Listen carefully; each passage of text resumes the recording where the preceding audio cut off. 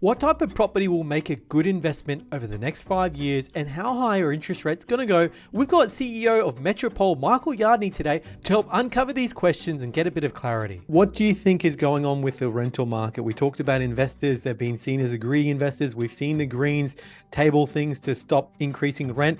But what is actually happening in our rental markets? Well, there was an interesting study done recently by the Property Investment Professionals of Australia that showed that over the last decade, around Australia, rents went up 11%, not per year, over a decade, while inflation went up 25%. So rents did not keep up with inflation. And we know that over COVID, a lot of residential landlords, including me, had to drop our rents, had to give incentives for people to stay. And so for a long time, rents haven't kept up with inflation. But in the last year, rents have gone up around 20%. Now, that's interesting because you can't put up your rent as much as that always. You've got to wait until the lease expires. But there's vacancy rates at rates I have never seen as low as this before. And as I mentioned a moment ago, around 33,000 properties are currently advertised for the lease all over Australia. And that's half the number of properties that were advertised 12 months ago. There are unfortunate social media stories on social media about people living in tents, living in caravan parks, living in their cars. It's not meant to happen like that in Australia. This is the end result of governments making it harder for investors to borrow, maybe paying a different interest rate. You'll remember a number of years ago, it would have been very difficult for your team to give mortgages to investors because banks had restrictions on how much they could increase the lending to investors. So this is now transpired that there just isn't a lot of accommodation. But Nathan, one other thing happened. Over the last year or two, a lot of investors sold up. And in general to owner-occupiers, a portion of them, hey, the market's done so well, I'm going to sell my property. No, the market's done well, and your property's gone up in value. That's why you bought it. You shouldn't have sold it. But others have sold up because they're concerned they're losing control. Rental freezes, like you said a moment ago, property taxes, the Queensland land tax, which hasn't come in, residential, I can't even say it, residential tenancy legislation, 130 changes to the Residential Tenancies Act in Victoria last year, all in favour of the tenant. In October this year, just now this month that we're recording this, there were significant changes to the Queensland Residential Tenancies Act. Most landlords don't know. In New South Wales, they've changed the rules that tenants have to be given contact details of the landlord, either their email address or their phone number. Hang on, that's why I've got a property manager. I shouldn't be contacted by them. So the rules are making it harder, and that's the opposite of what we need. We need more investors, not slum landlords, but people providing good accommodation, because there's no end in sight in this rental rise.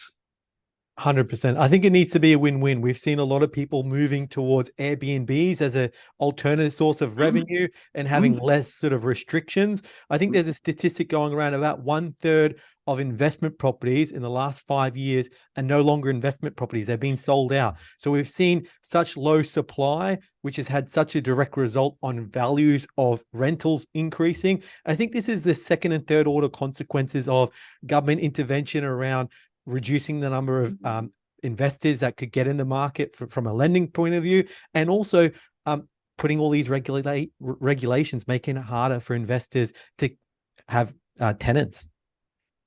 So people are wondering, is it worth all the trouble? Well, my answer is, what's the alternative for you as an investor? The government's pension isn't worth living on, and I'm not even sure they're going to be able to afford to have a pension as we move forward, because as we get older, the government's going to have to spend a bigger percentage of its income on health and on pensions. So as an Australian, I believe we should be looking after our own financial future, and superannuation isn't enough. In fact, most of the older people don't have as much superannuation because the superannuation scheme only came in maybe around 30 years ago. But I agree with you that what we should be looking at is ways of being fair to both the tenants and the landlords. Where do you think interest rates are going to go? We've seen the Reserve Bank increased the rate for the last 6 months in a row. There's talks of the cash rate getting as high as in the 3%. We're currently in the 2.8s. What do you see happening here? Okay, so this time last year, the Reserve Bank said, we're not going to raise interest rates till 2024. And unfortunately, some of us believed them. I did. But fortunately, I also locked in on my interest rates early this year. So it's one of the few times I've actually got it right in locking in interest rates. But in general, the interest rates were so low, they were stimulatory. The Reserve Bank's got two jobs. Number one, to keep our inflation within a band of 2 to 3%, and the other is to keep employment stability in the Australian country. But it's only got one tool. It's actually got one big heavy lever of interest rates. Well, maybe it's got a different tool. It's also got the ability to talk and send messages out, and so convey a bit of fear or scare. But basically, what they had to do during COVID, and no one knew what was going on. And so it's easy in hindsight to say they dropped rates too low. They kept us out of the recession that other countries had. They stopped us getting the double-digit unemployment that other countries had and that we were scared of having. And they got us across the bridge through those difficult couple of years of the pandemic by stimulating the economy and lowering interest rates. This also was helped by the various state and federal government incentives. Now, moving forward, what's happening is that the Reserve Bank doesn't want to stimulate us anymore, so it's brought interest rates close to neutral. They're not exactly sure what neutral is, but it's in the range where it's not stimulatory anymore, but it's really not slowing us down enough yet. And with the issues happening overseas and the interest rates going up overseas and how that may affect our Australian dollar, the concern is that if they don't raise interest rates anymore, inflation is still going to be too high, too strong. And so I see probably another 0.25% interest rate rises. I'm not an economist. I've been a student of economy for over 5 decades. And the economists are arguing about where the interest rates should end. Even within the Reserve Bank, they're not sure what even neutral is. So they've got to wait and see what the effect is. They've given us a shock and awe package. They've gone way out, pushing up. But if they wanted to stop inflation, they had to. They had to do this hard. Now they've taken 1 foot off the brake. There's still one there at the moment. A few more interest rate rises. And then I think they're just going to wait and see how it goes, because if they push too hard down, what it's going to do is take us into a recession, and that's not what anyone wants. And I think it'll be interesting to see how that plays out. We've seen some of the big banks predicting that cash rate could actually start to come down at the end of 2023, start of 2024. You mentioned inflation being higher. So if we start to see rates come down, we see inflation come down, we see immigration come up. We saw Tim Lawless, CoreLogic head of research, say that we might see a V-shaped recovery. Do you think that's where we could start to see the traction, the rubber hit the road again with the property market? Well, Tim Lawless came out last week from the time of recording this, saying that in the first quarter of 2023, he believes the property market is going to improve. Every week I have a YouTube chat with Dr. Andrew Wilson that we call Property Insiders, and we've suggested that at the end of this year, we're probably going to find a floor. We haven't found it yet, but the market's looking for a floor at a lower point, a stability, and we're basing that on what we're finding on the ground with our team at Metropole and on auction clearance rates, because a lot of the other information is about what happened a month or 2 or 3 ago with regard to prices. But at the moment, auction clearance rates are rising slightly. Now, it's really Melbourne and Sydney, because the other auction markets, they're a little bit too small to be statistically significant.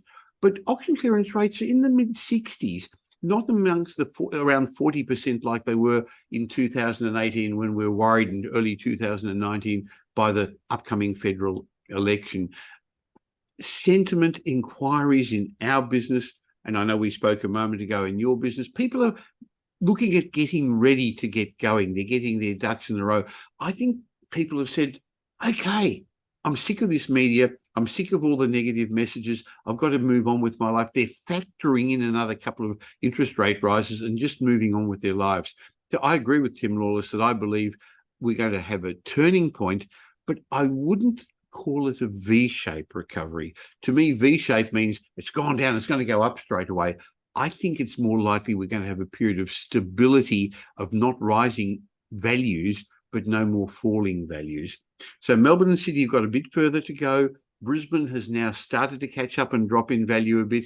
Adelaide's remained reasonably strong, but we're not going to drop back to the levels of pre-pandemic, and then life will get on again, Nathan. Now, Michael, I've heard you say there's a current window of opportunity for those that have a long-term focus. Why do you say that? Well, just look at what happened in early 2020 when everyone was worried what COVID would do to our property markets. Those clients of ours and yours who actually got into the market, their properties have gone up an unprecedented amount. I've seen this around the time of the 2008 global financial crisis, of the tech wreck in the early 2000s. If people have a long-term view and they are comfortable that the fundamentals of our economy won't change, this is a good time to get your ducks in a row, to do your research, get a good team around you, recognize moving forward the markets will be fragmented, so you can't just buy any property, but look for areas where people have got higher wages, gentrifying areas, good neighbourhoods where people are prepared to pay a premium to live there. And accept that once that cloud disappears and the sun comes out, other people will see it as well, and you're going to get ahead of them. So you're not buying because properties are cheap, but it's a buyer's market. So you're going to have a good negotiating position. So I see it as that time when we can buy better than we did 6 months ago, a year ago, and probably in 12 months' time, we're not going to buy as well as we can today. And what do you think makes a good investment over the next 5 years? Well, everyone's at a different stage of their investment cycle. So I think we've got to work through what a normal investor cycle is. First of all, they've got to educate themselves. Then in general, people have to build an asset base first. And once they've got a substantial asset base, then they can start lowering their loan to value ratios and moving to the cash flow stage. So good investment for somebody at the later stage of their journey is very different to the investment at the beginning when they still need to build an asset base. So when we put a strategic property plan together for our clients, it takes into account where you are in your life. So if you want to get from here, I don't know, you're in Brisbane and I'm in Melbourne, and if I put in my Google Maps I want to get to Brisbane, it's going to show me 3 or 4 of those little blue lines, different routes. I could go the fastest way right up the middle of Australia. I could go up the coastal road slowly and see the scenic points. I could go the toll roads, which are quicker but more expensive, or maybe safer. So where we suggest people get to their end goal with investments will really depend upon how safe they want to be, if they want to stop along the way and have babies, go overseas, have trips, whatever. So we make different plans. We strategically plan for clients, which means that there isn't the right investment for you at your stage is different for me when I've got a very substantial property portfolio. But we're looking for assets that are going to be secure and stable. In other words, not fluctuate in value a lot, and over the long term grow at what I call wealth producing rates of return, which is above average. And currently, most of the properties on the market are not investment grade. People are holding on to their good properties. They don't need to sell. So it's really important to understand that you've got to choose the best asset. I'd rather own a few good assets than lots of secondary assets, because the compounding effect of the increased capital growth and rental growth of a quality asset will outperform the $50,000 bonus I get for buying something cheaply today. Definitely agreed with you. Quality over quantity. I guess wrapping up, Michael, did you have any other final thoughts, and also how people can find you? Okay. Well, final thoughts are, don't listen to the media. It's hard not to. And it's very difficult in today's market to do what other people are telling you not to do. If people are saying at barbecues and your friends and your family, they're all well-meaning, don't buy property, it's going to go down in value. Everyone's got an opinion, but they're not necessarily got the right to give you advice. I also think that it's a period of time we're moving into where it's going to be harder to do well in property. So get a good team of people around you, including a property strategist, including a proficient mortgage broker who understands how to get finance, because property investment is a game of finance with some houses thrown in the middle. And take a long-term perspective, take a long-term view, understanding that in Australia, what's going to underpin our property values is the growth of our nation, family formation. We're going to have, look, we've got 25.5 million people, and the government's got a plan of having close to 40 million people by the middle of the century. So if there's more of us, and if you agree that we're going to remain a wealthy nation, that's going to underpin the property values. So be comfortable in that and take a long-term perspective. To answer your question how you get onto me, just search Michael Yardney on social media, but I've got a podcast, and wherever you listen to podcasts, and every day we have a newsletter, propertyupdate.com.au, property update, where a whole lot of experts leave their opinions on what's happening in the property markets, Nathan. Michael, we thank you very much for your time today. My pleasure.